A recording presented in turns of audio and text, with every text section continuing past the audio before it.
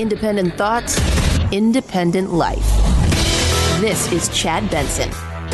Now is not the time to pull back. The good news is that we have vaccines coming online. You saw the curve of the infections per day coming down. But over the last 7 days or so, we've reached a bit of a plateau.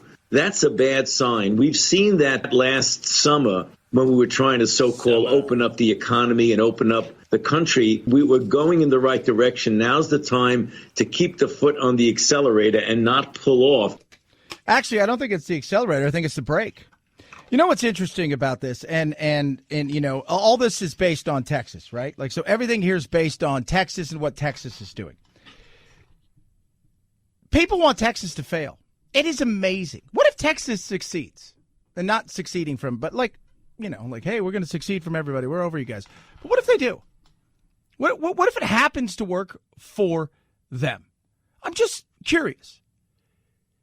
I don't know what's going to happen. To be honest, I have no idea. I don't predict the future. If I could predict the future, I wouldn't be here. I'd be on an island because I would be betting all day, winning billions of dollars because I'm a future teller. But the want by the media and the fear porn and the craziness of like, oh my God, the last thing I want Texas to do is to succeed in something like this, because if they do, then it's going to make everybody look bad. That's part of what it is. Part of what it is if you told me to not do any of these things, right? You told me, don't do this, don't do that. You don't do this, you don't do that. No, don't. Oh my God. And then finally you're like, I don't know if I believe you. And you go and do that, and then it works, and you're like, you've been lying to me? Maybe it didn't start out as a lie, but it ended up being that way. We don't know what's going to happen with Texas. You have every right in Texas to wear a mask, to not go out, to do all the things you've been doing pre the, hey, we're getting rid of masks and we're going to open things up. You have all the right to do those things. That choice is yours. But the want to see them fail by so many, and then the anger of, a lot of people out there. I mean, Michael Moore and Keith Olbermann, who are out there saying, let's take their vaccines away. That to me just shows you so much of this bipartisan chaos and craziness. If Trump if hydrochloroquine would have worked, we touched on this a little bit yesterday, what would have happened? Well, we'd have been better. Yeah, we would have been. But the powers that be would have been pissed, because the narrative is he's an idiot. He can't do anything. He's a buffoon. By the way, just to let you guys know, still not president. Still didn't happen yesterday. Apparently we're using a different calendar. But there is a weird thing about this. We're choosing a side, and our side is we want this to be run top down, and that these people are going to absolutely get it correct. And then if you guys got it correct, no, that can't happen. And that's frustrating. I want them to succeed. Who doesn't? I mean, what do you want? You want them to fail? You want people to get sick and die, and you want their businesses to close down and everything to crumble so we can turn around and say, we now give you all power and responsibility, mighty government? No. It's like people who want Biden to fail. Why do you want that? How American is this? Not American. It's not. It's nuts. The end of COVID restrictions for some Texas business owners is cause for celebration. There's going to be people that wear masks. Most are not. I felt like this is where we should have been all along. Others say they're not ready to drop masks and social distancing, like St. Arnold Brewing Company's Lenny Ambrose. We are going to follow the CDC guidelines. We feel that it is best, and that's the best way to keep our operation running smoothly. Great. That's zero problems with that. Options. Give people options. Allow them to make choices for themselves, what's best for them, for their family, for their businesses. Allow them to do that. I think part of the messaging, and so often in this world, it is messaging. It's how you deliver that message. You know, Abbott and them made it a big, almost like celebration, rather than coming out and say, look, guys, you know what? We're at a point where we feel it's time for us to loosen restrictions and to allow people to start making choices for themselves. And we're realizing that the more people we're going to get vaccinated, the better this is going to be. But it's time for us to start getting into that feel of living our lives again. And because of that, we're going to allow people to lift the mask mandate. But this is all going to be based on businesses and, you know, cities. They'll have theirs. But as far as the statewide mandate, I'm going to be lifting that and allow businesses to open fully. You do that, it sounds a lot better. Part of it's messaging. Some people are concerned. I got zero problems with that. I don't think anybody should. Should absolutely. You know what? I get it.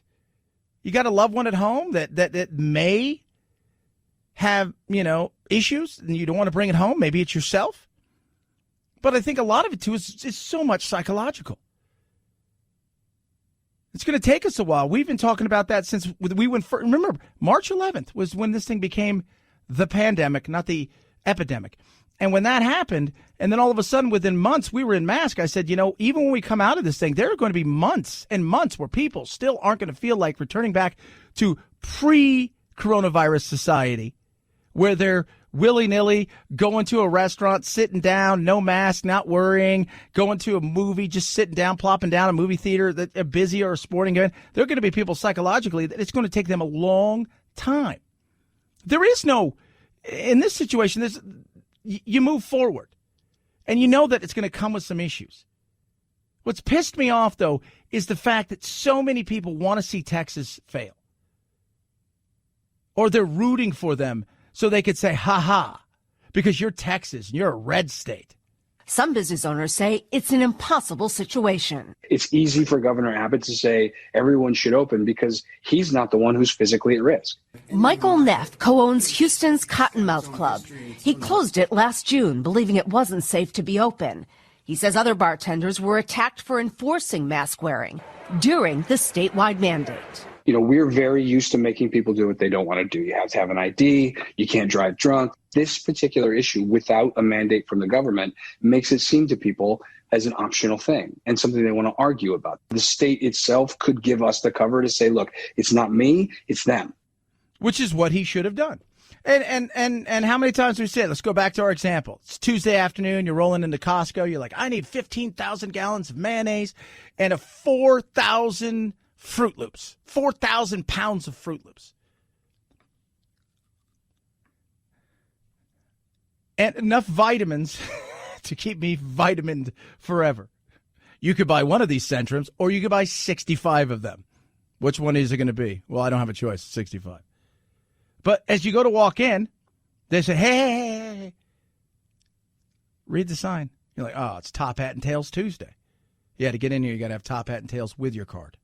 Oh, okay. Businesses, and if you're an idiot that goes out there and fights with a business, don't do that. You're a moron. You are. Abbott is in a tough position, as is every governor.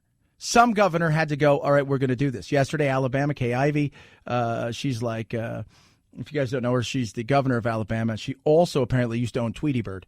So she said, look, April 9th, we're going to be coming out of this as far as our mask mandate. That's a month away. They should have enough people vaccinated and stuff. People are still going to wear masks. And you have to allow businesses, if you're a person that wants to frequent some of these, to enforce the rules that they want, where you're not freaking out on them. Some people are idiots, but guess what? Pre-mask and post-mask, they're probably going to be idiots and we're idiots. Are you saying this decision by the governor will put employees of bars, restaurants, and other businesses at risk? 100%. It's possible. It is. But so are the clubs.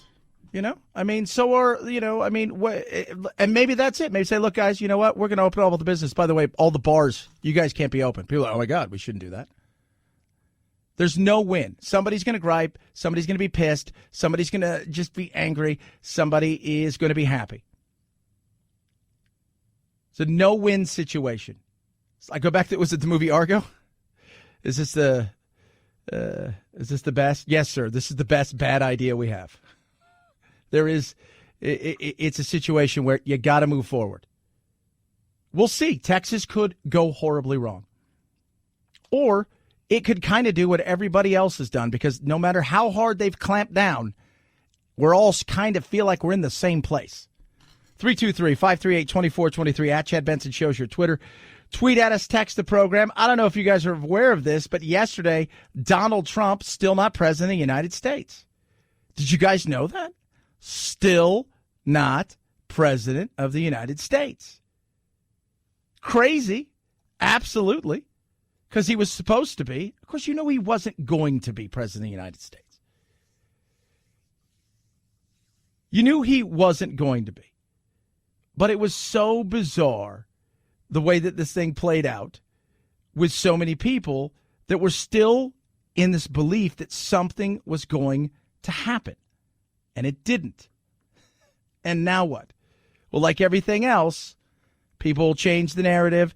They'll change it. They'll say, you know what? It couldn't have been. Too many people got wind of what was going to happen. So we had to change this and move to another thing. And you just sit there and it's like every time it's something else. You should know it doesn't really work that way. It doesn't. It doesn't. Still not president. 323-538-2423 at Chad Benson Show is your Twitter. Tweet at us, text the program. Hope you're doing well. Happy Friday. My God. It's awesome. It's Friday. I'm only working like 9 hours today. I got to play some golf later. Oh, that is just, it's a beautiful day. It is. You know what's beautiful?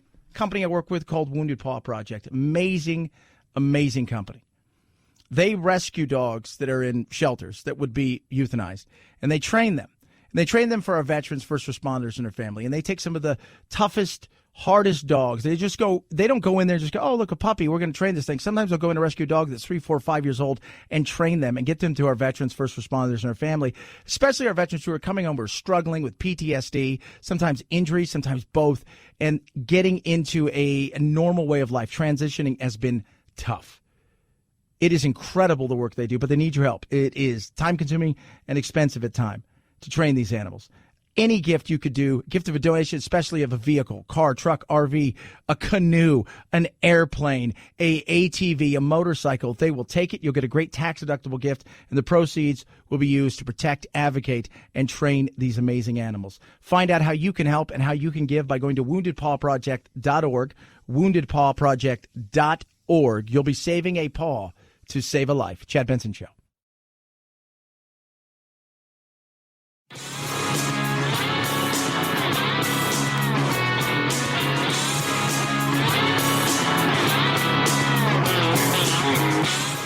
You stink like fear and white male privilege to me. I do often out myself verbally as a gender. My pronouns are they, them, and I'm proud to be a gender. Are you stupid? What? Are you kidding me? Not a great way to use your white privilege. Some people get it, some people don't. You're listening to The Chad Benson Show. The U.S. economy added 379,000 jobs in February. It's better than economists were expecting, but only a dent in the 10 million jobs needed to make up for what was lost in the pandemic. In February, most of the hiring occurred in leisure and hospitality, with smaller gains in temporary help, healthcare, and manufacturing. Economists hope the increases will get bigger as restrictions ease, vaccines are administered, and the infection rate comes down. Yeah, 375,000, not bad, but we lost 10 million jobs, and how many of them won't return? I mean, the thought is about 2 to 3 million may never return. People realizing, hey, we can do more with less, or about the same with less, and maybe we were overhired, overemployed in some areas.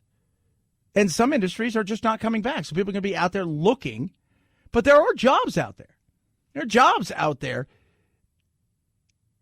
for people. I mean, you hear employers all the time say, I can't find good help. I'm trying. I can't find good help. But I also think there's a reset. People are looking around going, you know what? I don't know if I want to be in this position again.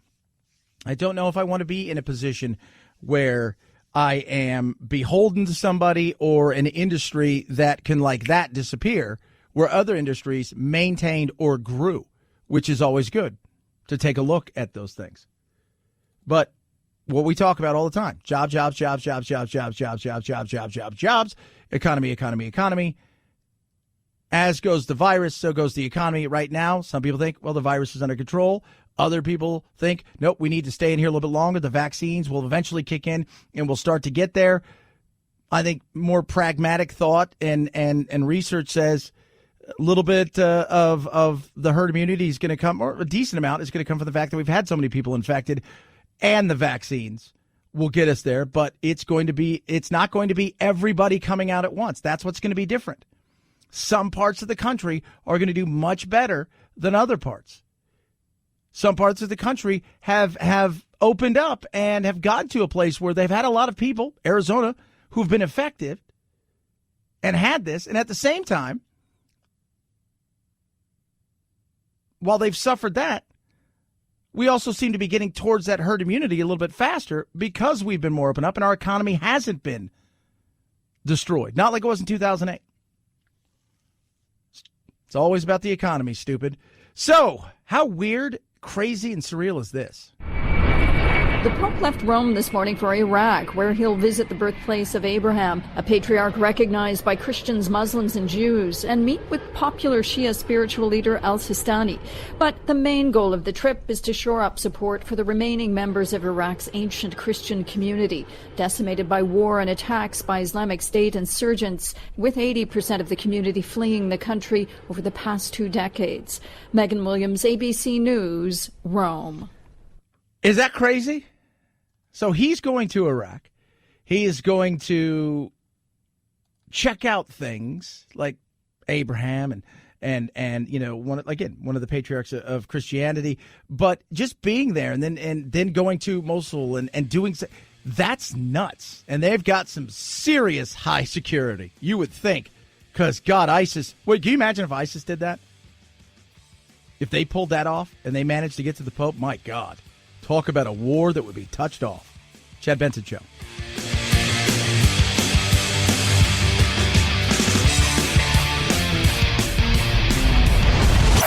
The Chad Benson Show.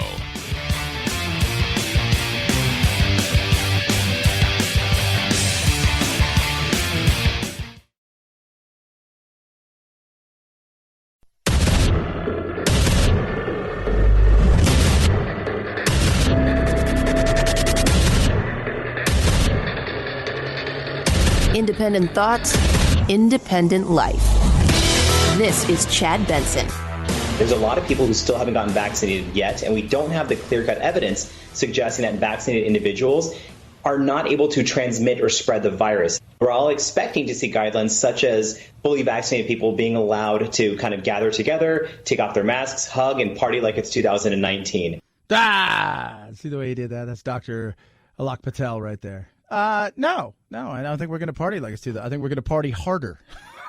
We have a chance. People have already picked out their coming out party, if you will.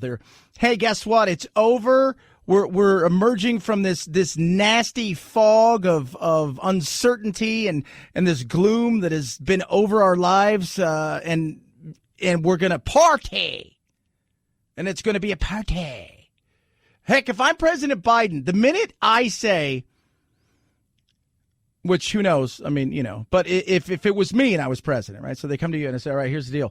Next Tuesday or whatever, or July, 1st or July 4th, well, July 10th, whenever August 1st, whenever we come out of it, I say, we're making this a holiday. It's a one-time thing. It's a holiday. Live it up. Go. Get to it. Oh, my goodness me. Kids are going to be excited to go back to school, right? That's, yesterday I got into it here with a bunch of teachers in Arizona. Actually, let me rephrase that. I got a few teachers who, we're not ready yet. I know that Ducey, the governor, wants us to come back on the 15th, but we're not ready. And what have you been doing? I mean, what are you doing? You've got the vaccine. You've been pushed to the front of the line. Get your ass back in there. And this thought process of well, let's get the teachers this, and there's always something else. And it's 2 weeks to do it. Get in there. 2 weeks to what? Lesson plan? Get your ass in there. We're not looking for. This isn't about you at this point in time. This is about the kids. This is about the fact that our kids are suffering at a rate that we have never seen before. That kids harming themselves is up 300% since this started. This is not about you. It's not. It's about getting them back into a routine. It's about allowing them to feel as if things will get better, are getting better, and we're heading back to a normal way of life. It's about getting them out there with their friends and socially being together, having relationships, growing there. They're a year behind. I'm not looking at teachers to go, hey, you know what? We need you to really step it up in this last month and a half of school. No, I think we're asking teachers to do is do what you can. Most importantly, be there for them.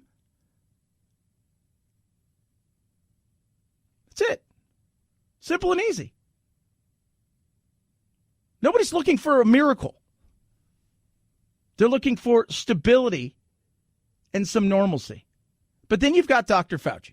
Right? So what does Dr. Fauci do? Dr. Fauci, he's the doctor of fun ruining. He's the fun ruiner. So why are schools not open in your judgment? Yeah, it's complicated. There are several issues. We've got to make sure that the schools have the resources to do the kinds of things they need to do, which would be making sure they have masks and PPE, making sure that the ventilation system can be improved to be able to diminish the likelihood that there'll be spread of infection. Okay, there's that. So we want to make sure they've got masks. Most kids have masks, right? Most kids have masks. I think we can all, and if it's me for the elementary school kids, at this point, if you're vaccinated, right? Are you really worried? I'm not. Well, what about some kid who may give it to another kid? Look, if you have somebody at home that you're worried that might get this, and one of the things I've heard is, especially amongst people who are lower income, is that the thought of bringing it home and then you having to miss work or getting sick. That's totally understandable. But it's that catch-22. It's like, well, yeah, but I need, we've got to figure out a way to get them in school so I can go to work. But then if they bring something home and I get sick, then I'm going to stay. Then those are the things that you have to think about. There's hybrid in pretty much every place out there. So you've got to make that choice. What's best for you and your family? And I've talked to some people who are like, we're just going to finish the year out like this, because the fear for a lot of people is they're going to get themselves in a position where they're going to send the kids to school. It's going to be there for 2 weeks. There's going to be an issue, and they're going to shut it down again, and they don't want to go through that. That is also understandable. But here's Fauci, a.k.a. the mixed messenger, a.k.a. the fun ruiner. The default position should always be do whatever we can to get the children back to school. There are still things that we can do to make it even safer. And I believe adhering to the CDC guidelines will be very helpful of schools to getting it open. It's not going to take a year to rearrange some of the spacing to get the children safer at a distance. I know there's this big concern about 6 feet versus 3 feet, but those are the things that can be worked out at the local level. 3 feet. Just let them be kids. When they're in the classroom, let them. So my little brother goes to a private school. They clean it really well at night. They bring somebody in. They have a dog that actually goes around, sniffs everything. It's very interesting. When they're outside of the classroom, no mask, play, be children. When they're inside of the classroom, the older kids, they ask to wear masks. Outside of that, that's it. It's about 800 kids go to the school. Not one day has been missed because of an infection. And only the principal had to stay quarantined because he was exposed, apparently, but nothing. It can be done. It can. And unfortunately, politics has gotten in the way in many places when it comes to teachers and getting kids back in school. But when you think about the amount of people out there who've had to either quit their jobs, rearrange their schedule, or taken other jobs so they could fit it in, this is big. And part of us getting back there, and one of the biggest, if not the biggest part of us as a society, is getting kids back in school. 323-538-2423 at Chad Benson Show is your Twitter. Tweet at us, text the program. Let's go back a ways, shall we? So let's go back. Let's get our way back machine. We're going to go back several months. Let's remember this. How would you contrast Cuomo and President Trump's truth versus mendacity? Governor Cuomo, everything Trump isn't, honest, direct, brave. Real leadership of the kind the President of the United States should have provided. Governor Cuomo has become a national leader. For a lot of people, Andrew Cuomo has become the leader of the Democratic Party. Been a remarkable show of leadership by Governor Cuomo in recent days. He's providing hope, but not false hope. Governor Cuomo, I think, is one of the heroes on the front lines. With all of this adulation that you're getting for doing your job, are you thinking about running for president? Maybe Trump is just a little bit mad that Governor Cuomo has become a kind of acting president. Dealing with hardship actually makes you stronger. That's what Governor Cuomo said earlier today. That's what I'm going to go teach my kids right now at home. Brian Stelter is useless. We all know that. He is. But you listen to that. The praise. I mean, we're back. Now, he did show some leadership up until the fact that he started to lie, and we didn't know it. Right? Like, everybody looks great until you find out, well, hold on a second. This is you were telling us the truth. More and more is coming out every day, and it's not just about the women. I saw one of the women, she gave an interview. It's an us versus them. It feels like it's I thought something, he implied something, or I took it as. To me, I don't know. His bigger issue at this moment, though, of the things that as they do this investigation, because there may be more women, there may be a ton of other things that we don't know. There may be correspondence and all kinds of things like that. There could be a ton of stuff that comes out. But the stuff that's coming out about the homes, the stuff that's coming out about how he was instructing people to lie, to hide numbers when it came to nursing homes, that's serious. So the praise goes one way. Let's flash forward to modern time. Cuomo must go! Cuomo must go! He cannot govern New York State. Not only just an investigation about the allegations, but regarding the nursing homes. The blood is on the Cuomo's hands of the nursing homes.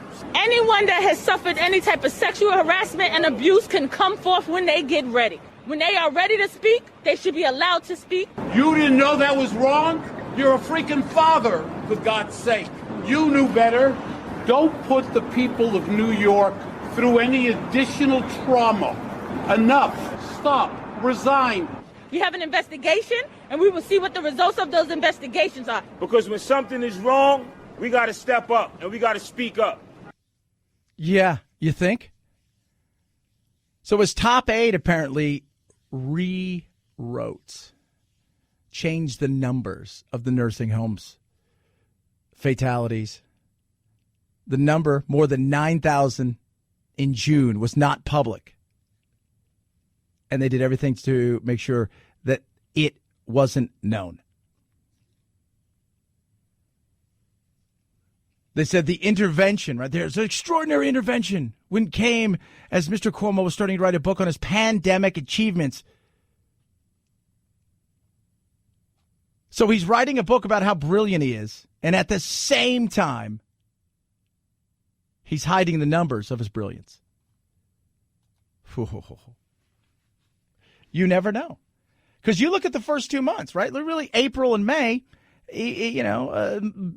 March, because they really had it first compared to a lot of the other parts of the country. But that mid-March area, all the way through April, May, he would seem to be doing a pretty damn good job. And the Democrats were running around and scuffling with each other, and they were just looking for anything. And he showed in front of the camera, look, this is what I could do. But behind, he was lying.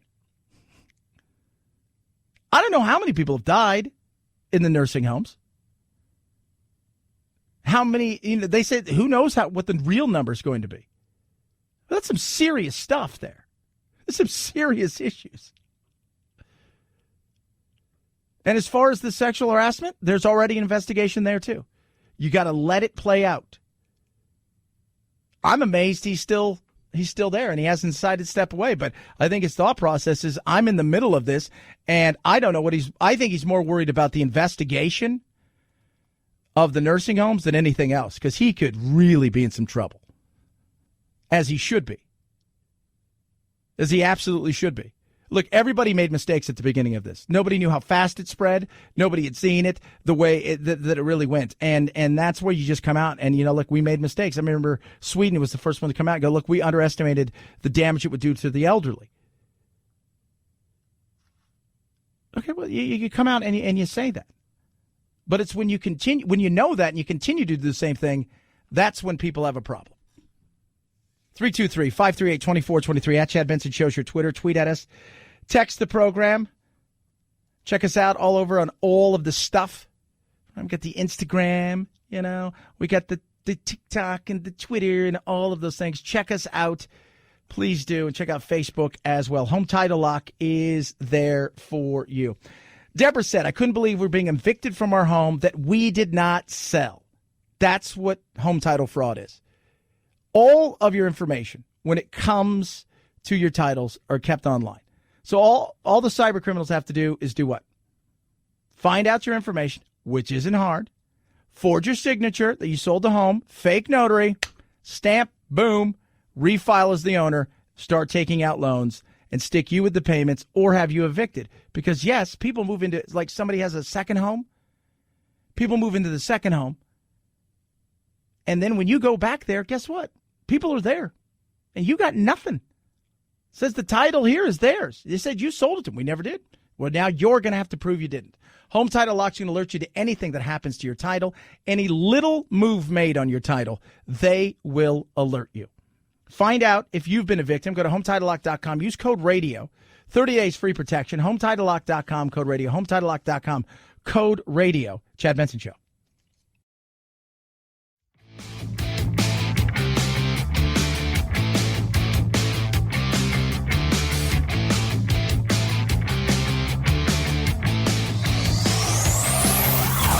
Check out our Chad Benson Show Facebook page where you can hang out or hang your grievances out to dry.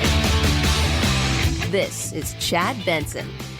Prince Akeem is back. We are going back to America. Eddie Murphy, Arsenio Hall, and much of the original cast of 1988's Coming to America return for the sequel to the comedy classic, out today on Amazon Prime Video. Over on Disney Plus, my name is Raya. Raya and the Last Dragon stars the voice of Kelly Marie Tran, the animated film, the first from Disney to feature a Southeast Asian character. It's on Disney Plus and also in theaters, but even if you have a Disney Plus membership, it'll cost you $30 extra. Also Sunday night, there's a lot that's been lost already. That big Oprah interview with Prince Harry and Meghan Markle, that's on CBS.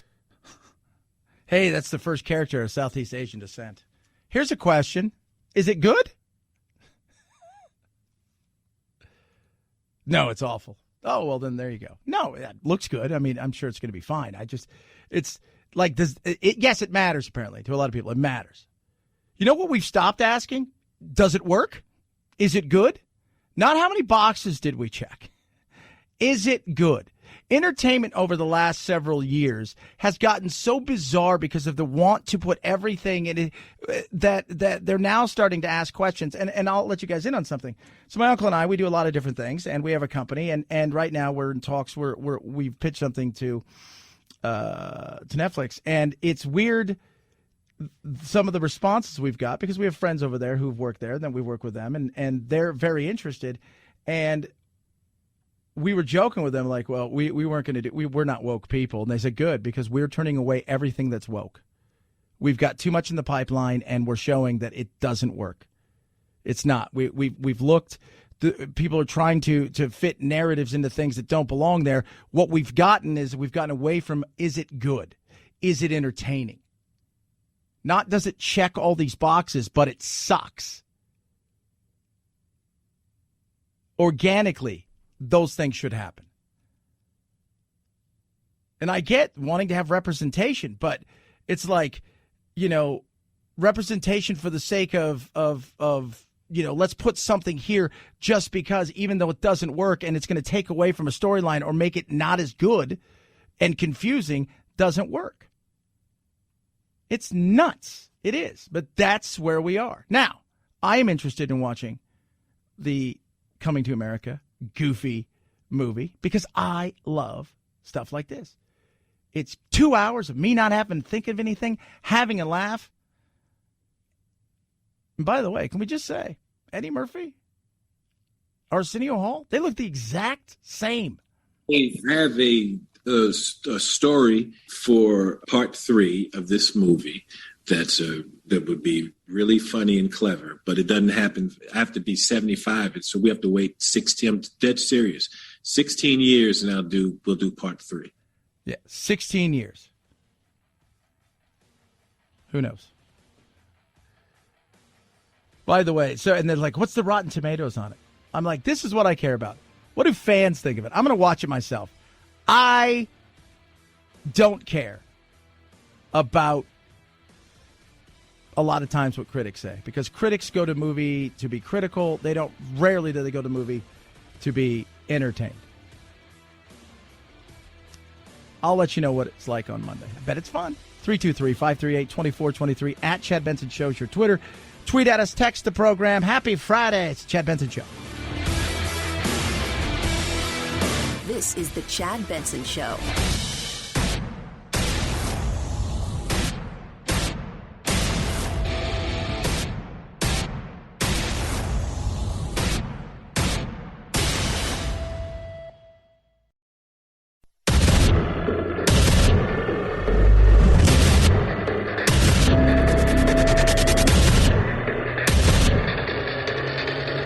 Independent thoughts, independent life.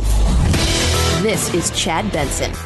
The U.S. economy added 379,000 jobs in February. It's better than economists were expecting, but only a dent in the 10 million jobs needed to make up for what was lost in the pandemic. In February, most of the hiring occurred in leisure and hospitality, with smaller gains in temporary help, healthcare, and manufacturing. Economists hope the increases will get bigger as restrictions ease, vaccines are administered, and the infection rate comes down. Yep. The infection rate coming down. It's very important that happens. I think we know that. But that's in anything. I hope people realize that. The flu, we have a vaccine for that. People still die from the flu. This is something that is going to be endemic. Doesn't mean it's going to be here forever, but at least for the foreseeable future, this thing isn't going anywhere. You know what we need to do to make ourselves better prepared? Get healthier. What does that mean, Chad? Getting healthy. It's important. Here's something that probably won't be talked about that needs to be talked about. The COVID-19 death rates. 10 times higher in countries where most adults are plump, obese, overweight, not fit. Oh, that's weird. Yeah. Crazy, right? 10 times higher. This is according to the World Obesity Federation, or WOLF. 10 times higher. 10 times higher. Now, I want to put this in perspective. 2.5 million COVID-19 deaths reported by at the end of February. Out of that, 2.2 million were in countries where more than half the population is overweight. The report that found that every country where less than 40% of the population was overweight, COVID deaths, 10 people per 100,000. Vietnam, one of the lowest COVID-19 death rates, 0.04 deaths per 100,000. The country's overweight population comes in at 18.3%. Other countries on low death rate, Japan, Thailand, South Korea, more fish, better food. Hence the reason why they also have longevity in a lot of Asian countries that others don't have. And I bet you can also point to a lot of the people that have died that got really sick then were older, probably smokers as well. I mean, you could really narrow it down. But in countries where more than 50% of the population was overweight, the COVID-19 death rate was much higher. in the U.S. So we just heard of Vietnam, 0.04 deaths. In America, 152.49. 67.9% of the adult population is overweight. Old age, like they say, is unavoidable, but obesity can be avoided. It can. Things that we're not talking about. One of the other things is, right, like a simple thing, vitamin D. You go and look at vitamin D, and people are like, wow, man, people with vitamin D, a lot of vitamin D, or at least a healthy range of vitamin D, they seem to be doing okay against this. Why is that? Little things. But when you look at something like that, those things are avoidable. But you can take obesity as a perfect example of something where it affects everybody every year. If you're an employer and you've got people that are obese who work for you, or maybe you're obese, you understand there's lost time. They tend to be sick more often. Not every one of them. And by the way, there are people who are obese who survive and people who are young and healthy. But we're looking at numbers here. This is data and figures. And this is according to the World Obesity Federation. I had no idea there was a federation. Yeah, we have a starship. It flies in the sky, but it doesn't fly very high. Such a jerk. What did we do first? Let's close the gyms. Let's keep fast food open and close the gyms. Oh, my God. Governments have been negligent, said Dr. Tim Lubenstein, and ignored the economic value of healthy population at its peril for a long time. Well over a decade, they've tried to tackle obesity. Despite setting themselves targets at the United Nations meetings, nobody's getting close. Let's just take this out of it, okay? Flu, MERS, H1N1. You start breaking stuff down, you're like, oh, my God, everybody who was obese struggled. Being overweight is defined by having a body mass of 25 to 29, according to the BMI. Now, the BMI is a little bit, because you go and look at somebody like who's ultra fit and who's like 5'10" and they're 190 pounds, but they've got they're just yoked. That person would be considered obese. You can't just take it, like they say, based on that. But there are people out there like, yeah, I could lose. But most of us say we could probably lose 20 or 30 pounds. For honor self, probably lose 40 or 50 pounds, maybe more. If we're honest with ourselves. It's tough. And you can't lump everybody into the same, but you also know, you're not healthy. But it's little things like this. Some of this stuff that we've done was so self-inflicted. But it was self-inflicted over decades of eating. Like when I stopped playing soccer, I'm like, screw it. I've done everything. I'm going to enjoy my life. I'm going to stop eating, nothing I wanted. I'm just going to enjoy my life. And I did. I put some weight on. I've taken some weight off and I put some weight on. One thing I've always tried to do is I've never smoked, never drank, and I work out consistently. I walk at least 15,000 steps a day. And yeah, of course, I could eat better. And I'm the first one to say that. I'm the first one to stand up and go, yeah, absolutely. But as a nation, my goodness, we're out of shape. And even I know people who are thin who are out of shape. Like they couldn't walk a mile without going, man, that was hard. Better care of ourselves lasts longer. This thing won't even be talked about. It'll be just, okay, here's the deal. Let's never let anybody go outside and saying that we could do anything. This is not the time. Now is not the time to pull back. The good news is that we have vaccines coming online. You saw the curve of the infections per day coming down. But over the last 7 days or so, we've reached a bit of a plateau. That's a bad sign. We've seen that last summer when we were trying to so-called open up the economy and open up the country. We were going in the right direction. Now's the time to keep the foot on the accelerator and not pull off. Yeah. Let's keep the foot on the accelerator. Let's not pull off. But let's be smart and allow us to open up where states want to open up and be responsible as an individual for yourself and your business. I know a lot of people are really worried about what's going on in Texas, and some people are even hoping they fail, which is the most asinine thing in the world. But there is no I think the message and the delivery of the message, maybe Abbott missed the mark, because optics is a lot of things, but the way that the messaging is says a lot. And I think at times it was more of a celebration and and the other side's on and there shouldn't be sides in this. It should be like, we want to get rid of this and we all want to do well. At least that's the way I look at it. But there are people who are worried, and rightly so. The end of COVID restrictions for some Texas business owners is cause for celebration. There's going to be people that wear masks. Most are not. I felt like this is where we should have been all along. Others say they're not ready to drop masks and social distancing, like St. Arnold Brewing Company's Lenny Ambrose. We are going to follow the CDC guidelines. We feel that it is best, and that's the best way to keep our operation running smoothly. Yeah. For some companies, that's what they're going to do. Individuals, same thing. Nobody's telling you, hey, the mask mandate comes off. Now, if you wear a mask, you're going to be in trouble. Wear a mask. Protect yourself. What's best for you? You know your home. You know your family. I know my family. Right now, if they offered me a shot for Jack, I'd say he doesn't need one. He's young. He's not, and if he, and he's already, but he's had it. But let them build up. We've already dipped these kids in Purell. It's okay. It's okay. I'd rather them fit and have the body do what it's supposed to do and build up some immunity. But you know your family best. And so you take care of you.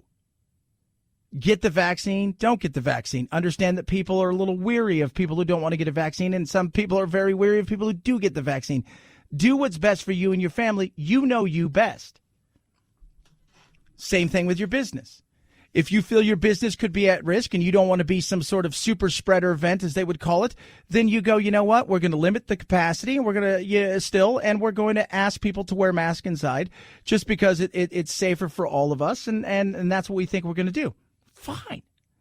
Isn't that what we should have done all along? That's what I thought. I thought we should have lived our lives, social distance as much as possible, limit certain areas as far as, okay, we're not going to have 500 people in this place that holds 500 people. It's just that's silly at this point in time, especially as we were learning about the virus. But we should have allowed people to have the choice.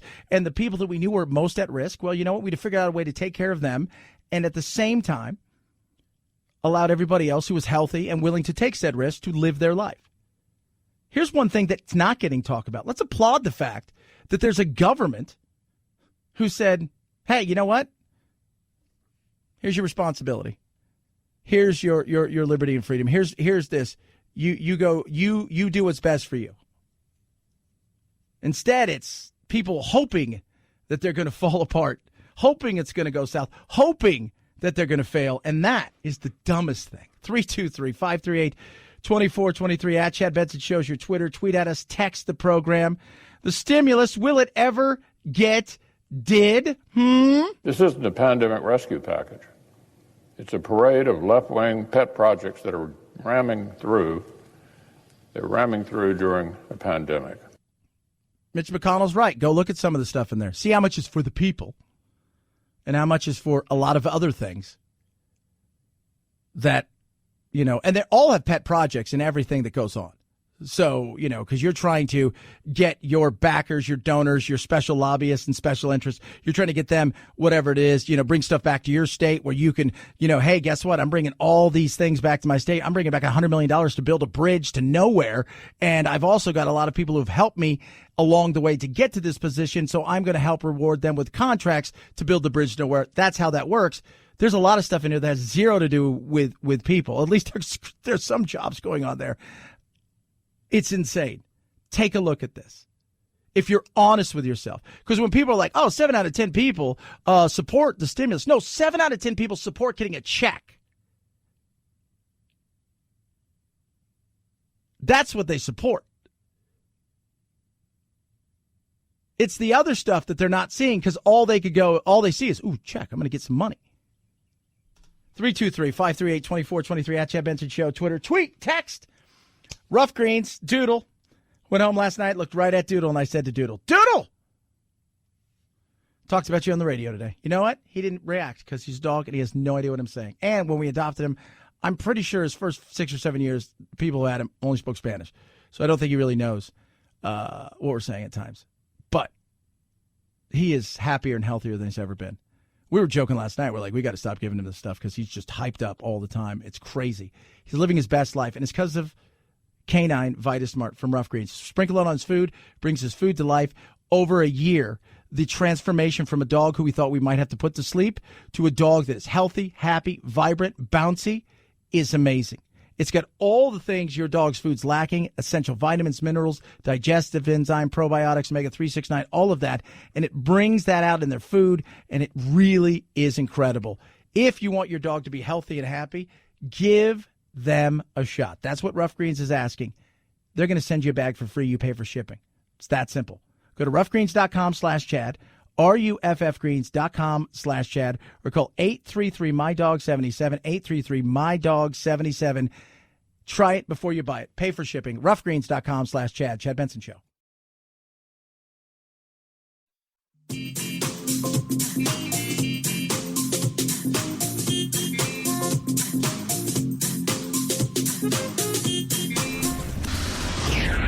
I usually don't get into politics. As an ordinary suburban housewife, I feel a little disrespected. I teach my children not to name call. You are a blabbermouth! Come on, man. Guys, can we please keep the chatter to a minimum? Chad Benson.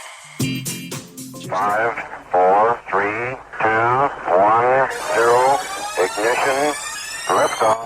Now it's time to find out what's trending. What's trending? Yeah, what does that mean? I mean something, right? Like it's trending on the old internet. What's trending? All right. Let's find out what's trending. I love to find out what's trending. Let's do it. Let's start right now. Twitter, 379,000 jobs created last month. Jobs report comes out. California, trending. Why? Because they're moving fast with reopening despite lingering COVID risk. Yes, of course, because this is where people say, well, science shouldn't be. Politics will ignore science or embrace it depending on how it helps or hurt them. Okay? So think about that. Newsom is ignoring all the things that he, over the last year, has put into place, even though more often than not, he never followed any of those rules. Why? Because he's now in a position where he's about ready to be in the fight of his political life because he's going to be recalled, have another election. It's heading in that direction. So what's he doing? Well, I got to run at it. I got to figure it out. I mean, you know. Oh, yeah. Yeah, I could see that. Of course, the reaction to Greg Abbott is big because the governor of Texas has just said, screw it. We're just opening up. Head on over to Google. Lots of stuff. Space Jam 2. Apparently, Lola Bunny's desexualized Space Jam 2 redesign sparks interest. Apparently, she was too sexy for words. It's like it's a bunny, for God. What the hell's wrong with people? Disneyland, California Adventure event tickets now on sale. Oh, boy. You can go. I was talking to my uncle last night because him and his wife go all the time. So I was talking to both of them, my aunt and my uncle. I said, Auntie, I said, you guys go? And my uncle, and they were like, yeah. And I said, you guys can't ride rides, so you can go into Disneyland now. You can spend money, and you can shop, and you can buy food, but you can't ride rides. Soak that up for a second and tell me the science in that one. So I can be in and around something, but I can't ride it because... Don't know. Chad Benson Show.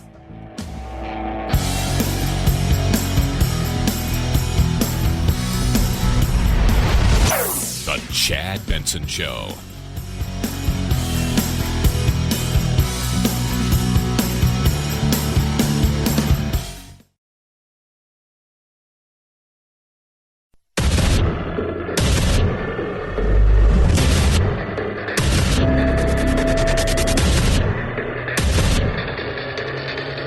Independent thoughts, independent life. This is Chad Benson. This evening, we begin with a different kind of crime story, a car break-in near the popular San Francisco tourist spot Twin Peaks. We decided to check out complaints from neighbors. We didn't know that one of our own reporters would become part of this story. Neighbors on Twin Peaks say scenes like this one of car break-in after car break-in have been commonplace since the roads to the top were closed. This afternoon, the smash and grabs turned into armed robbery.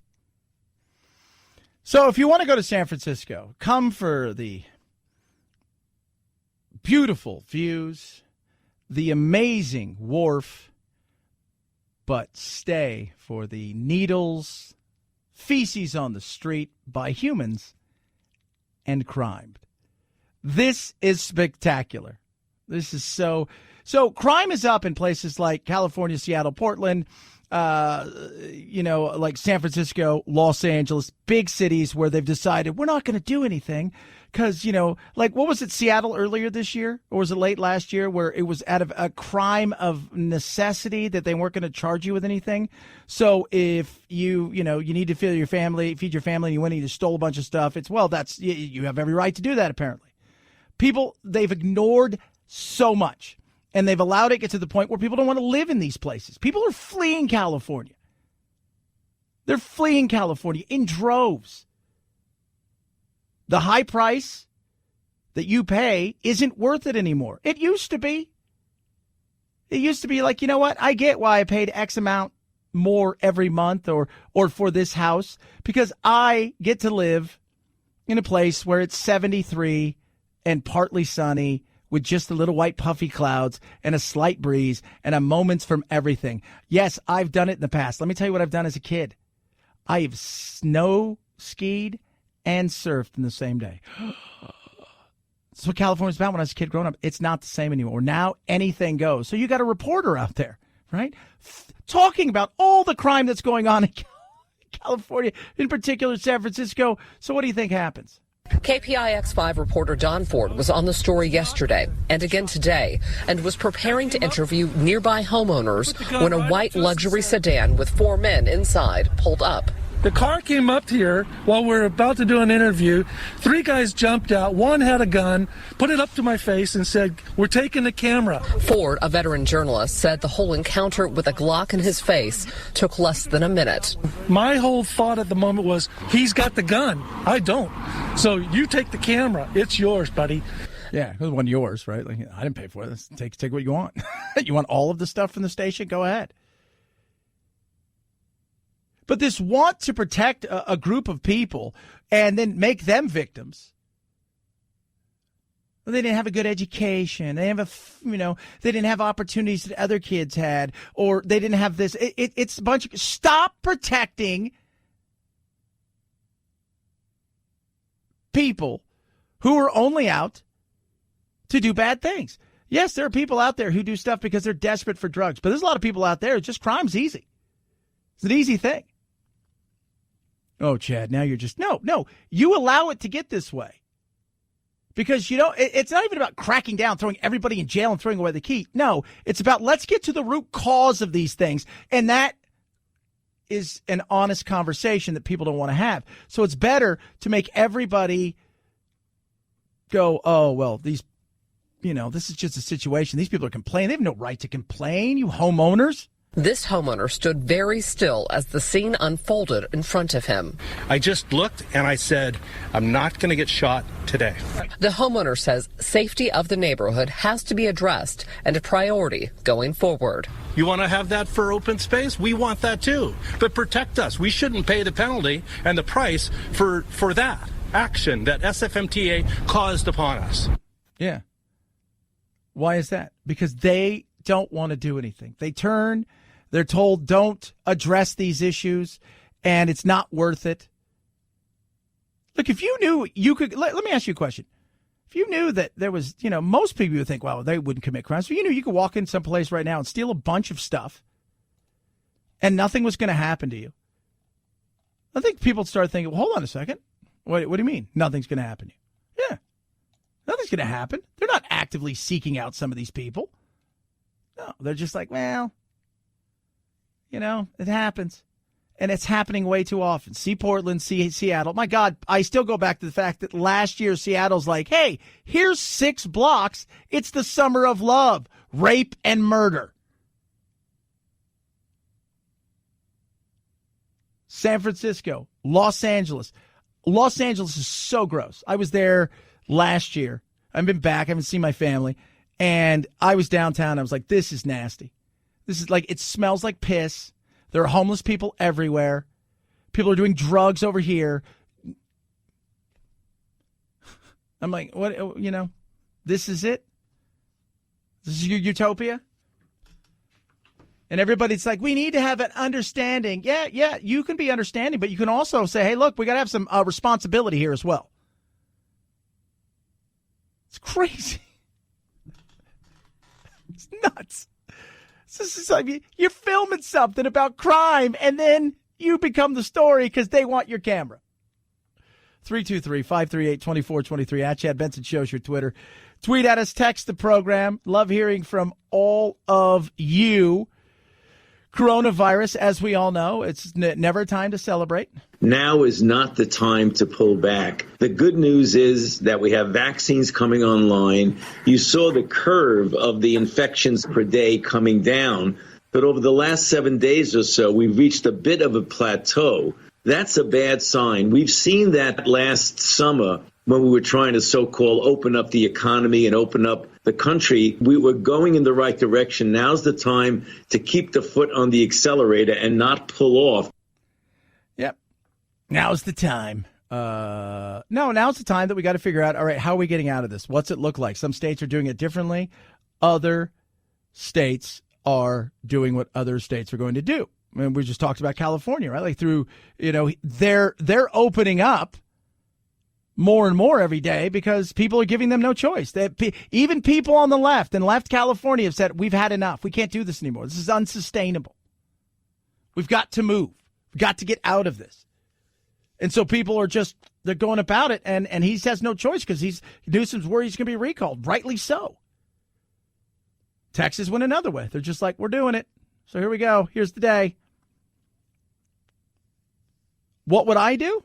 I'd move forward at a decent pace, but I would allow businesses, the mayors in the community, to all make the decisions for the communities that they live in. But with the mayors, I would also talk to them. All right, when are you going to? So you want a mask mandate, and we're going to allow you to have that.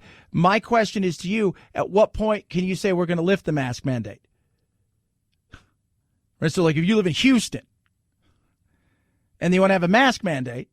Because I'm allowed, just like the federal government, the states get mad when they get told by the feds to do something. The cities get mad and the counties get mad when you look up and the state's telling you got to do this. Okay, so what's it look like? Like, what rate of positivity do you, testing of positivity, do you need to be at where you say we can do this? Because it's not going to be, this isn't going to be forever.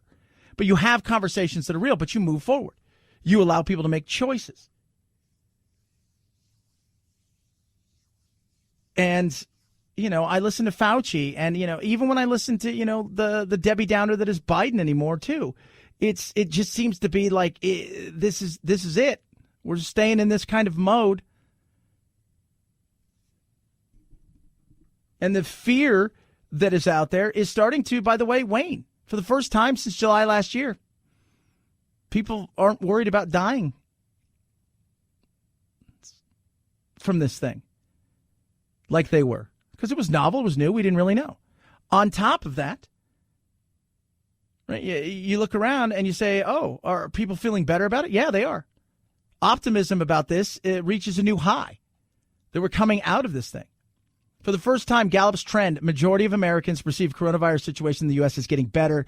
26% say it's staying the same, and 14% believe it's getting worse. And those people all work for the government and the media. Hell, even CNN. What have I told you guys about the news? The scary thing about media is, what aren't you hearing? What story isn't being told that should be told? What side of a story aren't you seeing? You got the president of CNN saying, coronavirus has been great for ratings. Yeah, it has. Your Chiron is burning up. And now, especially more than ever, because you don't have Trump. So you better figure something out. You hope this thing lasts as long as it can, because you're charging big money for commercials, all the while getting your ass handed to you by kids on YouTube when it comes to viewership. It's so sad. So sad. Hey, this has been really good for ratings because it's a business. It is a business. I try to give you all sides of stories, and some of you push back. I don't like that. I'm okay with that. Oh, you need to pick a lane. No, I'm going to give you all sides. You know, here's the perfect thing about this is a perfect example of where we are in the world. You have bias about something, or you have bias. And we all have some biases. I mean, it's just who we are. Some of it's just through experience, and this is what I like, what I don't like. I have bias for foods, right? I eat like a 7-year-old at times, but it's my taste buds have that kind of bias. We have bias for certain things. You know it, and I know it. And I'm not talking about race or any of these things. I'm just talking about even our belief system when it comes to politics. So we don't research if something's true, if something is false, we don't do any of the research. You go to buy a car today, you're thinking to yourself, I am looking for a car. I'm looking for a TV. I'm looking for whatever it is you're looking for. You will scour the internet to look at reviews, to look at ratings, to look at all of these things. But when it comes to politics or it comes to serious issues, you'll read a headline that affirms your belief, and away you go. Think about if we judged people, as we do now with politics, on the vehicle they bought. So you go out and you buy yourself a new Ford truck, right? And we joke about, like, there's always a Ford guy and a Chevy guy. But if that got real, like if people who drove cars are like, you suck. Your truck sucks. It's stupid. Its gas mileage is awful. Mine kicks your truck's ass. I could hold more things. I could tow more things. Mine's a car, and yours is stupid. And you were sold a bill of goods, and the Ford people are liars. And then you would come back and say, your car's stupid. It's little. The gas mileage is fake because they jimmied it and faked the data. You can't tow anything with it, and its safety rating, crap. It's crazy, right? But we'll research cars ad nauseum. We'll research TVs, or is this the best for me, or is that the best thing to purchase? But when it comes to real issues, whether it's politics, pop culture that needs, as they intersect, no, not so much. 323-538-2423 at Chad Benson Show is your Twitter. Tweet at me, text the program. Love hearing from you. AMAC, Association of Mature American Citizens. We're going to be talking to somebody from AMAC a little bit later about HR1. Not HR Puffin stuff, which I totally support. HR1, the For the People's Act, which is a bunch of crap. But AMAC's out there fighting on your behalf for things like HR1.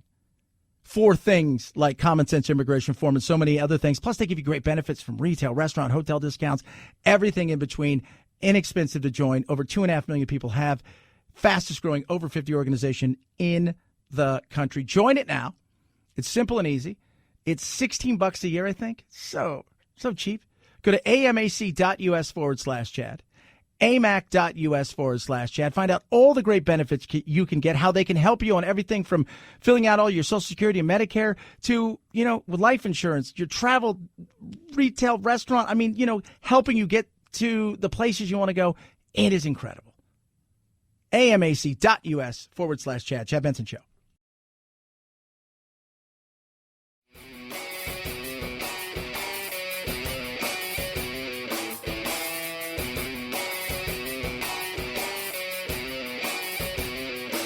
Being antisocial sucks. Hang with Chad's friends on Facebook, The Chad Benson Show. And if you just need some alone time, head on over to Twitter at Chad Benson Show. Either way, we can't wait to meet the real you. Because the country is in such different areas of reopening that you just have to look at the trend, not so much the individual numbers. Yeah, that's J.J. Kananen. Buddy over at Market Watch talking about you got to look at the trends of the areas. when it comes to 375,000 jobs are created. And the 50,000, I mean, the 50 states that we have, all of them are coming out of this in a different way when it comes to the economy and getting back to a normal-ish way of life, if you will. Some states are going to be much more open quicker. Their unemployment's going to drop tremendously. Other states are going to slowly come out of this, and it's not going to be even. So, and some states are going to be affected by the weather. He talks about the weather. Like, think about what just happened in a place like Texas. First, I would be like, oh, my God, this is a terrible sign for the economy. But then think about what happened in much of our nation in February. The weather was absolutely brutal. So a lot of projects, et cetera, just probably got put off.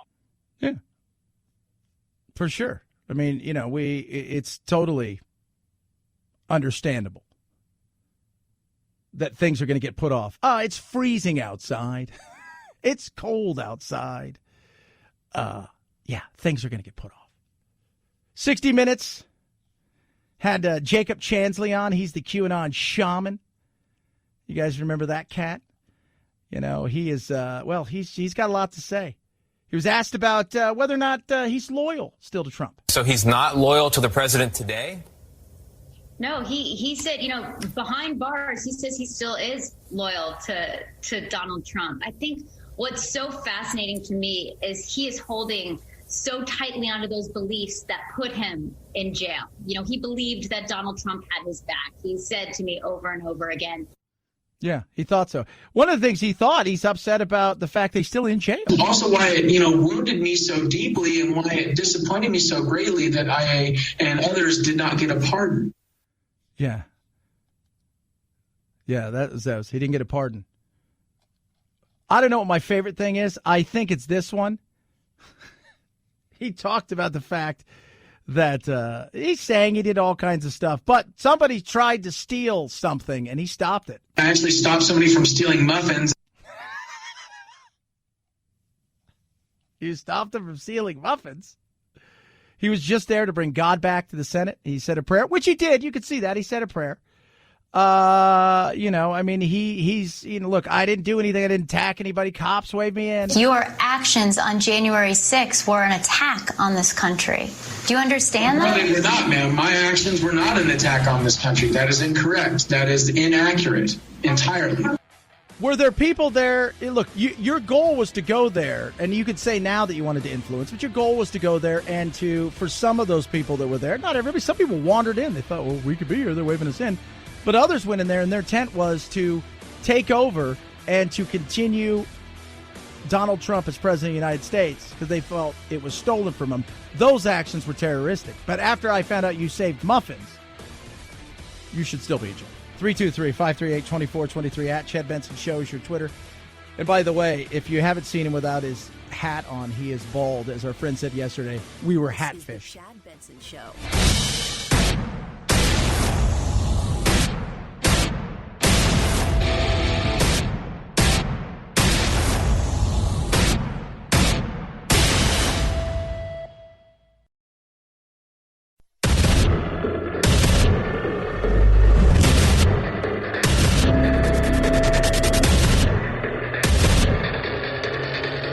Independent thoughts, independent life.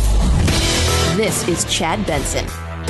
Conduct activities to enhance, expand, and improve nationwide COVID-19 vaccine distribution. The distribution and administration of vaccines licensed under Section 351 of the Public Health Service Act, 42 U.S.C. 262, or authorized under Section 564 of the Federal Food, Drug, and Cosmetic Act, 21 U.S.C. 360 BBB3, and ancillary medical products and supplies related to vaccines.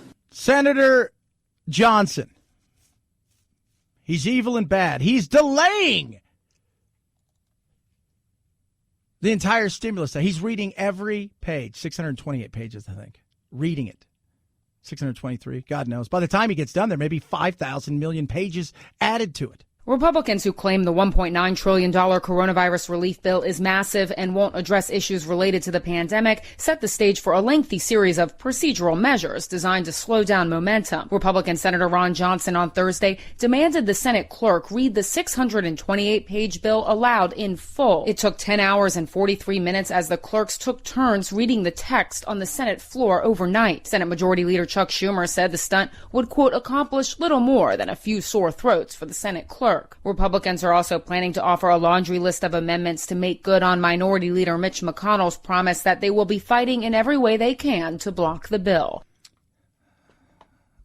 And some stuff will come out of it. They've already agreed earlier today to cut unemployment weekly to $300 federally to go along with your state's unemployment, but they want to extend it to September. So, you know what?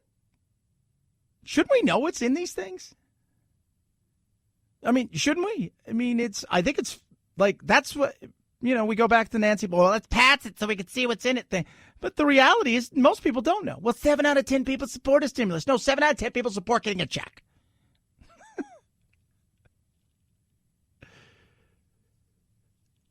$628 pages. I'm having a sense, right? This is just me. I have a sense there's 628 pages that, stick with me here. It didn't need to be 628 pages if this was about getting some monies to the powers that be as far as getting the vaccine out there and getting some monies to the people and extending unemployment. I don't think it needed to be 628. So what else is in there? What kind of perk is in there? There's a lot of perk in there. Isn't it fair to ask? Of course it is. We should all want to know. Now, everybody's going to get pissed. They've got their own thing. Now, we need to pass this and stuff. But there's a lot of crap in here that shouldn't be in here. This should be about taking care of the people that, through no fault of their own, majority of them, some people, they're getting fired regardless of the economy. But through no fault of their own, they've lost their job. They've lost wages. They've lost a portion of their job. Their business has been shut down because of COVID and the reactions by the states. And the thought of, what are we at? Day 340 something of the 2-week stop the spread, 30-day flatten the curve. So it's fair to ask the question, like, what's inside this thing? Let's open it up. This is a 2-year extension and improvement on the Affordable Care Act so that the subsidies would be available to the next tier of income people. It's not about wealth. If they want to talk about wealth, they should look at their own tax scam that they passed in the dark of night and the speed of light that gave 83% of the benefits to the top 1%, forcing nearly $2 trillion of debt on our children in order to give tax breaks to the high end. They ought not to be complaining about some people making a little more money getting a subsidy. But here's the thing. It's not about that, Nancy. First of all, I thought the corporate tax rate cut was great. Small business, sole proprietors, those things was great. Do we need to mess with the people who are at the top end of the bracket? Let me tell you how it works. You could charge them 100%. Say 100%. 100%. And they'll go, all right, whatever. We'll figure it out. Even Steve Bannon said, don't lower their taxes, raise their taxes. Come on, Donald. You know they ain't paying that. Of course they're not. Hell, Bill Gates is a great, look at the philanthropist that he is. He's given he's put it all in tax shelters to give it away, yet at the same time to keep some of it. It's the way it works. They use the system correctly. So we can debate that tax stuff all the time. Like I said, I wasn't a fan of some of it. I think we've overcharged some of the middle class, and we need to rewrite the system if you want to get more money out of it. But guess what? When you have the opportunity to do it, I noticed that the Democrats don't do it either. This isn't about that, and it's not about giving people who are struggling more money or this, that, and the other. Stop with that baloney. What did I tell you yesterday, Frank? They'll call it the Save the Penguin Act. And then inside of it, they'd vote $1 million to a penguin saving project in the in the Antarctic or a puffin project in the Falkland Islands outside of Argentina. And then they put $2 trillion into all kinds of other crap. And then when you say, I'm not voting for this, they say, well, it's because you hate penguins. It's because you ate puffins. Maybe some people do. But no, it's because you're not being honest. Call it what this is. Like, they should have to name it what it really is. The overextension, borrowing way too much money, super pork to bail out a bunch of states, also a bunch of woke, crazy lunacy, and pork for everybody far as the eye can see, Bill. Maybe people will be like, well, at least they're honest. But no, this isn't about helping. Yeah, absolutely we need to take care of it. Why can't we do that on a singular bill?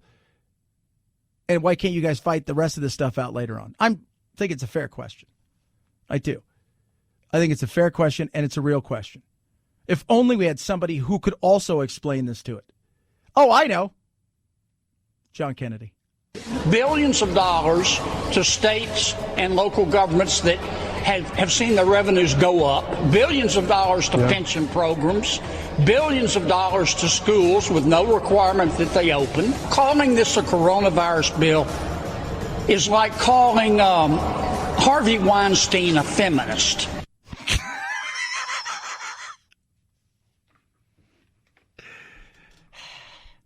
Do you often wonder, he's like, all right, so tomorrow they're going to interview me. I got to have something. Guys, we need something punchy here. I need a good one-liner.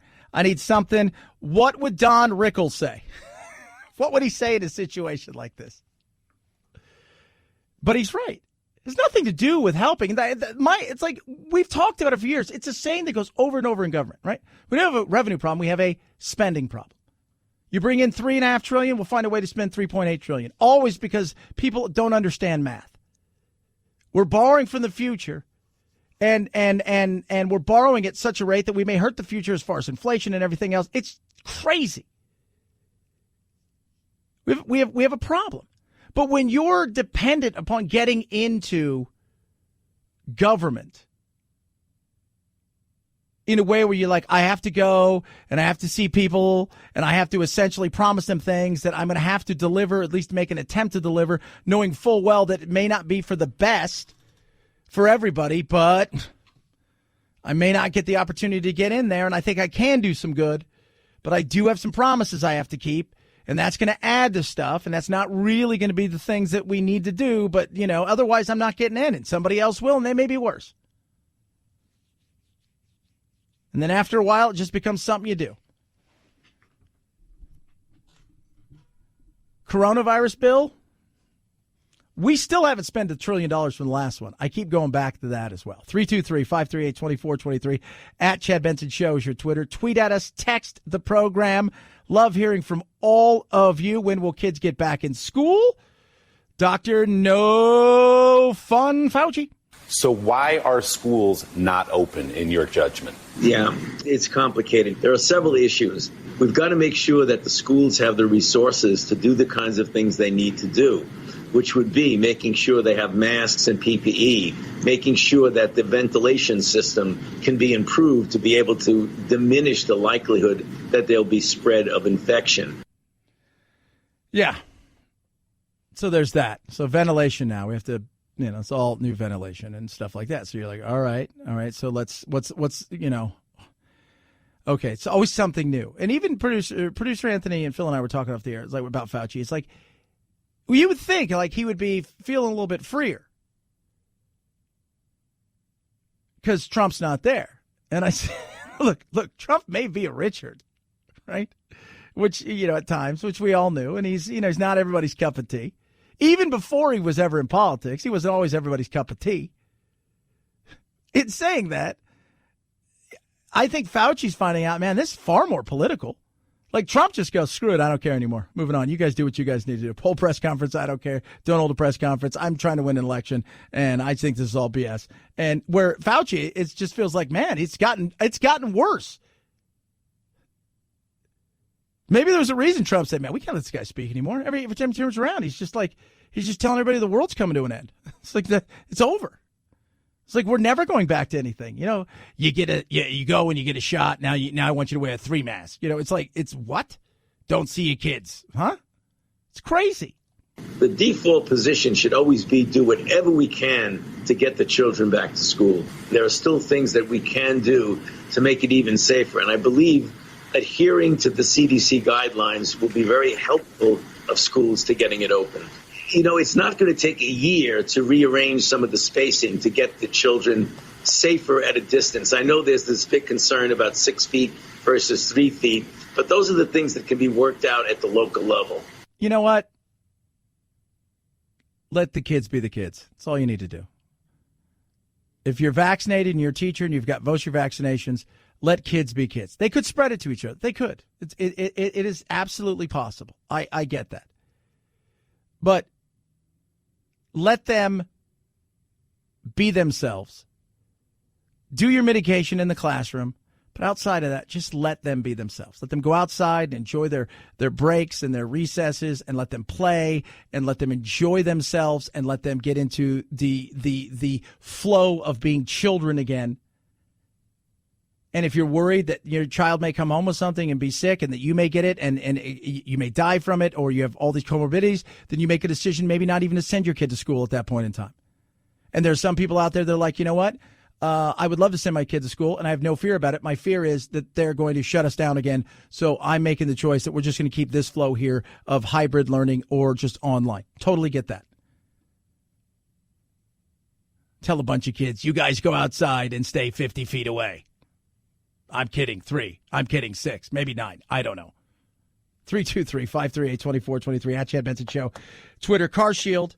24/7 roadside assistance, a rental car for free while your car's in the shop. You choose that shop. They get you paid get them paid directly. So there's no fronting of the money. Your car breaks down. They're like, hey, it's going to be $2,800.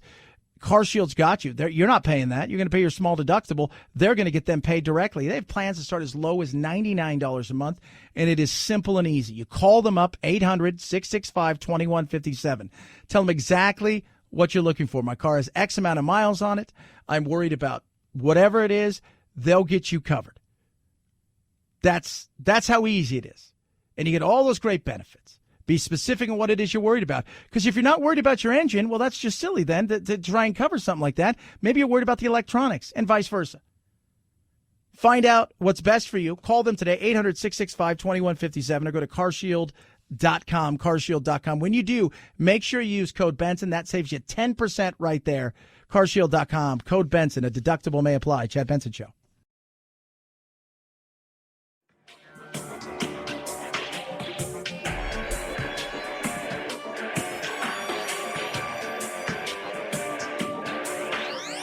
Warning, no snowflake zone. Uninformed opinions are in danger of melting. The Chad Benson Show. Jump, bump.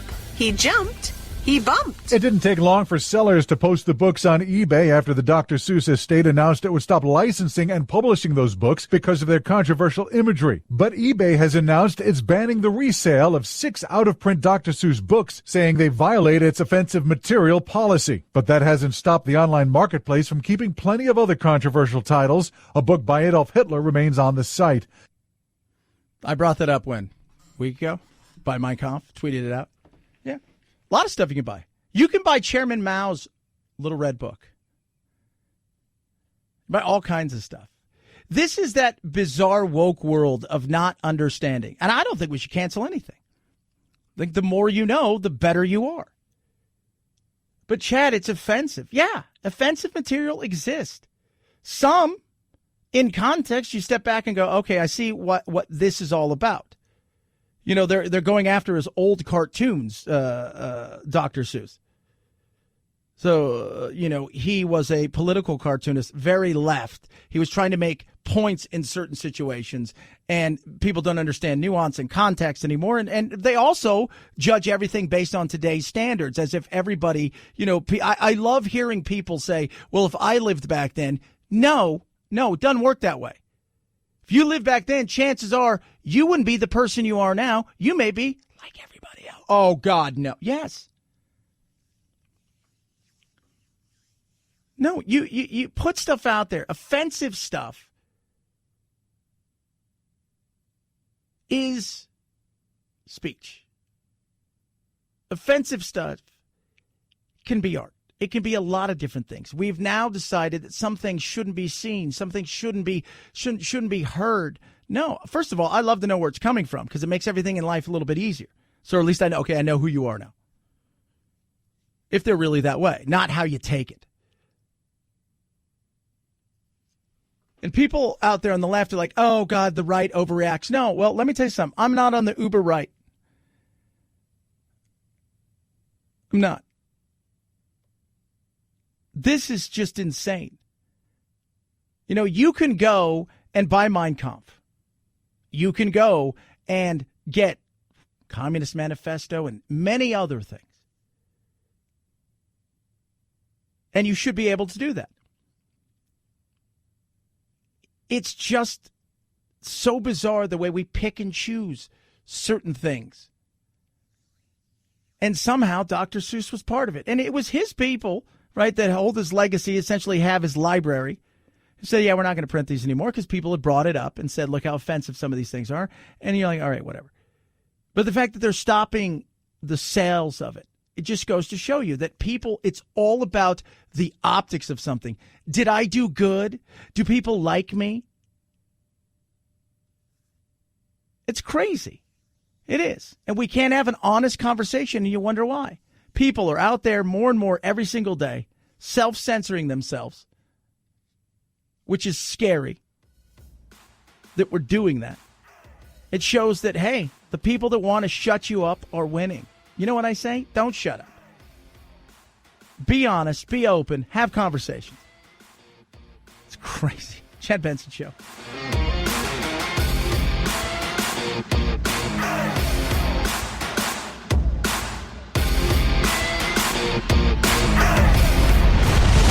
The Chad Benson Show.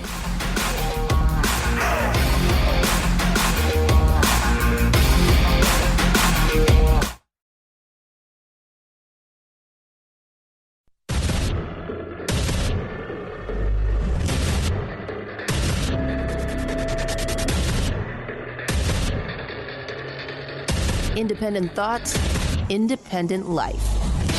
This is Chad Benson. It's an important bill. It should be talked about. It's important we talk about stuff, and the Democrats are trying to get something through that, quite frankly, if you really look into it, some of it on the surface sounds good, but a lot of it underneath, well, that's where the craziness begins. He is a spokesperson working over there at AMAC, Association of Mature American Citizens. Love them. Partners with them.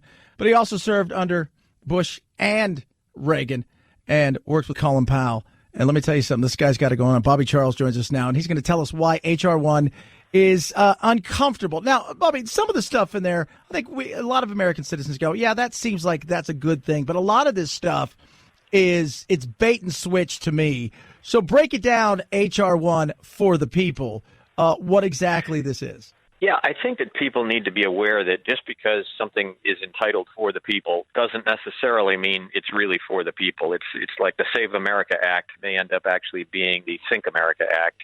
This bill is in many ways a wolf in sheep's clothing. It takes many of the practices that were litigated but also were practiced throughout 2020 and tries to codify them. The 4 or 5 big things that it does is it really takes what is a state-level election process by constitutional direction and tries to federalize it. What does that mean? It means provisions in this bill ban voter IDs, push mass mail-in ballots, push ballot harvesting, which is third-party collection of ballots, which has fraud-related issues tied to it all over the world. By the way, it's half of Europe doesn't use mail-ins and ballot harvesting because of the issues. Same-day registration, online registration, again, fraud issues tied to those. DMV records, which essentially, if you register all people through their DMV records, you have a lot of illegal aliens who have actually driver's licenses in states. So that instantly increases the potential for that. You've got things in this bill like criminalizing state actions that inhibit online registration. You've got a restriction. You've got 16-year-olds registering now. You've got felons registering now. On top of which, you actually have public financing at a rate of 6-to-1. So you're going to watch ads on television that your tax dollars are funding for people that you don't agree with. And then perhaps the biggest thing is it suppresses political speech. It literally takes all kinds of organizations, including conservative political PACs, and it forces the disgorgement of all the names and addresses of those people so that people can go dox them or cancel them or fire them. It also, of course, also makes D.C. a state. It redistricts. It takes all the redistricting processes, which, again, are constitutionally at the state level, and it pulls them up to the federal level. So in the grand scheme of things, this bill is actually so bad, and it just got out of the House. I think it got out yesterday. It'll get out this morning by the whip count. And so it now goes over to the Senate. This is a bill that is so bad that the Wall Street Journal and the American Civil Liberties Union, who don't agree on much, both think it's an abomination. Yeah, in fact, the ACLU said, look, some of these things, like I just said, yeah, they all seem great, but the whole thought process of doxing people, for those of you guys who don't know what that is, essentially, if you give money, a certain amount of money, they're able to find out who you are. And when people do that, guess what? They go out and they come after people. And you talk about that because, to me, free speech is important. It's not as free as it used to be. The lines have blurred in so many ways. And Bobby, I look at this thing and some of it is frightening, and nobody's talking about it. The Democrats really love it.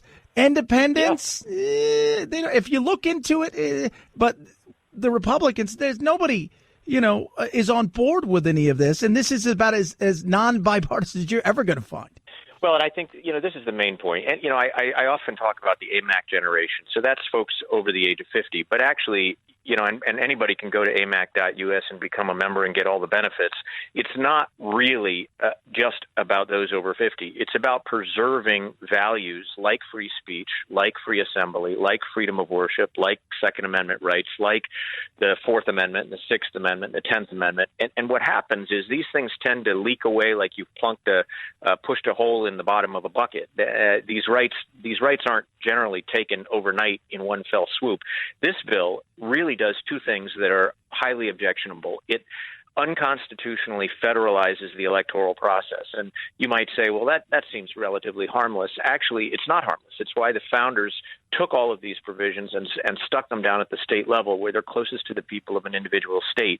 Imagine that, one state says you can ban voter IDs and another says, no, I have to have an ID to know whether or not that person's the person they say they are to cast a vote. Same thing is true with respect to illegal aliens. If you make it national that you can use DMV and school records, no cross-check for illegal immigration, now you've got people voting that are not citizen voters. The founders were very clear about what they expected, and they expected accountability at all levels, which made it essentially, which is why they directed things down to the state level. The other piece of this is political speech, and we're seeing this all over the United States, that First Amendment rights are under attack. That's why, again, AMAC fights very methodically at the federal and state levels to try to preserve First Amendment rights, whether that's on a campus so that diversity of opinion is heard, or whether that's at the federal level with respect to political speech. And the problem is, if you really want one-party rule, this H.R. 1 is the way to go. It makes one-party rule. The FEC is now controlled by one party if this bill goes through. It's not the way that we think of our country. We think of our country as being diffuse, independent, focused on individual liberty, focused on individual rights, not group rights. And I think the problem with this bill is that it is both unconstitutional and basically takes the next step forward in suppressing free speech.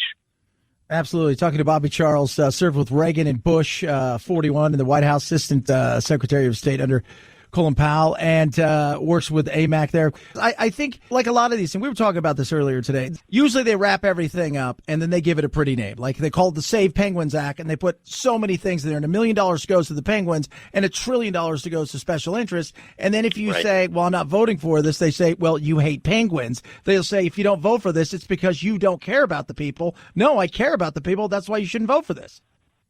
Yep. And I think one of the things people need to understand is that at the beginning of a new congressional cycle, and I did spend 5 years actually as the Oversight Council in the House, what happens is you jam a lot of, if there is one-party control, which there is at the moment effectively with the House, the Senate, and the White House, there's an effort to put through a lot of things that really don't cut it. They would not fit with the average American, but they they're put through because they feel that they've got the ability with all three pieces of the government, the House, the Senate, and the White House, to be able to push them.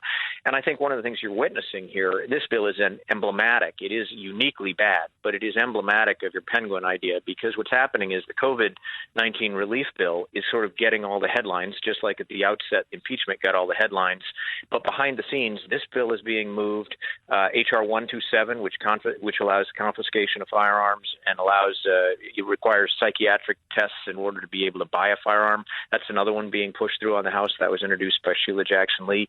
There are things happening behind the curtain that people need to sit up and just say, look, and this is what AMAC does every day. They study all of the legislation, and then they are either for or against it based chiefly on issues like the Bill of Rights. But people need to sit up and understand that bad things can happen if you don't speak up and say to your member of the House or the Senate, look, I'm not for that. I don't go along with that.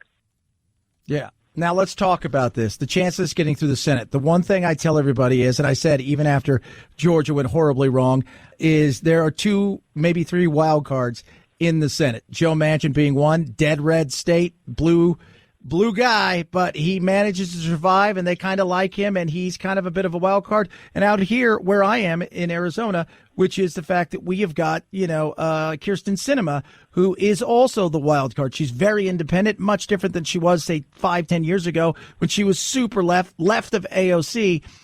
Who on the Senate side, though, will be the ones where you're thinking they're going to slow this thing down?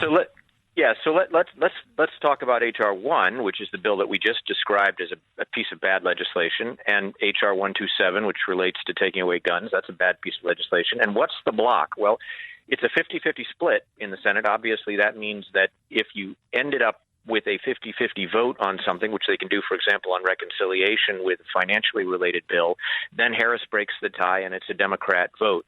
However, we have this thing called cloture, and that, or another name for it is the legislative filibuster. And that says that you don't bring a bill to the floor in the Senate unless you have 60 votes in favor.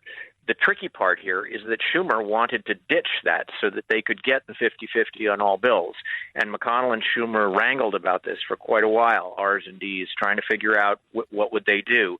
At the end of the day, Sinema and, as you say, Manchin said, no, we don't want to see the end of the legislative filibuster, because in 2 years or 4, we may be on the receiving end of that, and all of a sudden bills pass out on a 1-vote margin instead of the traditional 60 votes. The problem we've got is that there are people chipping away at both of those members. They're trying to convince Sinema. They're trying to convince Manchin. They're trying actually to even convince people like Murkowski and Collins on the Republican side to ditch this long-standing, more than 100 years tradition that you don't bring bills to the floor to jam in a partisan way, to jam them through the Senate. I believe the filibuster will hold, which means that Jimmy Stewart still lives, the wonderful Mr. Smith Goes to Washington filibuster, and it allows thoughtful thinking and voting to go on in the Senate. But if we were to lose that, everything would collapse, and you could end up with a court packing. You could end up with all kinds of things on a 51 vote. Absolutely crazy. AMAC. There are people over there who I do work with them, and very open and honest about it. I like the stuff they do. I've been out to a few of their things, and it's just we need people out there fighting for stuff, and to at least bring, worst case scenario, bring stuff to the people so they can look behind the curtain to see what's out there. Bobby Charles, appreciate you coming on today. He served with Reagan and Bush, as well as Assistant Secretary of State under Colin Powell. Appreciate you coming on today and talking about this. It's extremely important that people learn what's going on. Really appreciate it, and would direct anybody to get to be a member. Just going to amac.us, and there's 2.4 million AMAC members that are out there fighting for the good causes. Absolutely, man. Appreciate that.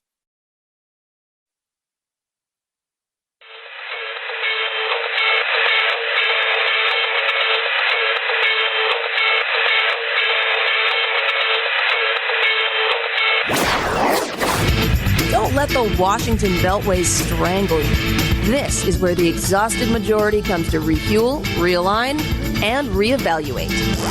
This is Chad Benson.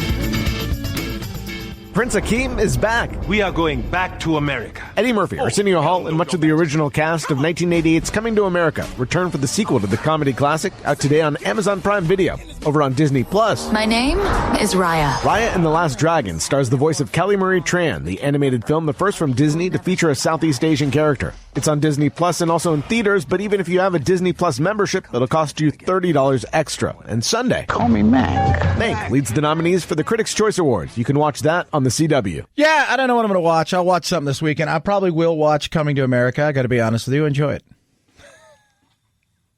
It looks funny. I like the first movie. I watched it a couple weeks ago. It was on. It was interesting. I was reading about the fact that apparently when they did the first one, they wanted to add some whiteness to the movies. So they essentially were told, look, you got to cast Louis Anderson or somebody like that in this. And so they cast Louis Anderson. I was like, really? This looks fun. It does. And you know what? Can we just say something? Can we be honest? They all aged great. Arsenio Hall, they sent out a search party and they found him. Because apparently he got to a point in his life where he's like, yeah, I don't want to do anything anymore. I didn't know he had that kind of money. And it looks fun. This is what I'm all about right here. I'm about fun.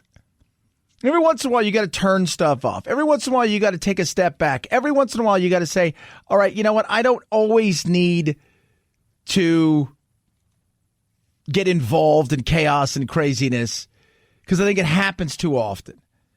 We get sucked into stuff. We get sucked into politics and pop culture. We think that everybody's only living in that world of politics and the intersection of pop culture and it's just every once in a while you got to take a step back and go, the pop culture side of stuff doesn't have to be about preaching to me. It doesn't have to be about, wokeness or any of that stuff. It can just be give me entertainment. People ask me all the time, Chad, why do you like stupid shows? Because I do. I watch Gunsmoke. I watch. That's like one of my favorite shows. Last night I watched a great episode of Gunsmoke where Quint and Festus were having like a contest and they were like competing. It was hilarious. You know what it was? It was an hour of me sitting there, relaxing, after a hard day of talking politics. Everything from as we just heard, the bills that are out there getting ready to be passed to the coronavirus. I mean, we're a year into this thing. You realize it was the 11th of March last year. It went from a epidemic in an area to a pandemic where it become global to, oh my God, in our lives like that changed. But last year, I had a great year. Last year, I had an amazing year. Because I was going to say, you know what? And I'm different. I'm able to compartmentalize a lot of different stuff in ways where, but I also keep focused. I had it rough as a kid. And for whatever reason, God blessed me in a way where I was able to, get through things and just have a smile on my face. And I think there's always somebody else out there that has it worse. There's always somebody else out there that's struggling a little bit more. And maybe you can say, you know what, I'm blessed today. I like stupid movies because I like to get lost for an hour or two of just pure entertainment. There's enough out there. And I talk every day. Too many people who are so concerned about everything 24/7. Both sides do it. Both sides come up with all kinds of chaos and craziness and ways to say you're a monster and you're evil and you're bad and this. And you know what? That's not real. You know what is real? Life. Your life, my life, us having fun, us talking about things, but also I always try to bring it back to being somewhat grounded. Being somewhat grounded in reality and putting perspective. And I don't think we do that enough. 323-538-2423 at Chad Benson Show's your Twitter. Tweet at us, text the program. Love hearing from every single one of you. We have to be careful because of the variants that have been emerging that we know spread so much easier. And while the numbers are looking good, the daily number of cases right now is still higher than what it was last summer when we started to put in all these restrictions. Dr. Besser there talking about Texas. we're sitting here, we're talking about, pitting things in perspective. I want you guys to think about this as you listen to him, talk about stuff about risk. Have you ever seen more insanity as far as, the way that people have gotten angry at Texas and people who want Texas to fail? Is that insane? I said it yesterday, the whole thought process about, the hydrochloroquine, like people were rooting for it to fail because God forbid that Trump would have gotten something right, which, by the way, he didn't create hydrochloroquine. It's been around forever and a day. But it just goes back to show you that our partisan BS. But this is crazy. There are people actively rooting for Texas to fail as if they're going to get some sort of bonus points and they get all their vaccines. Bunch of clowns and idiots. Welcome to the world of stupidity. My goodness. 323-538-2423 at Chad Benson Show's your Twitter. Tweet at us, text the program. God bless every one of you. Have a blessed, amazing, incredible weekend. You know what we're going to do? We're going to do it again on Monday, and I will see you then as always. Night, night, Jack.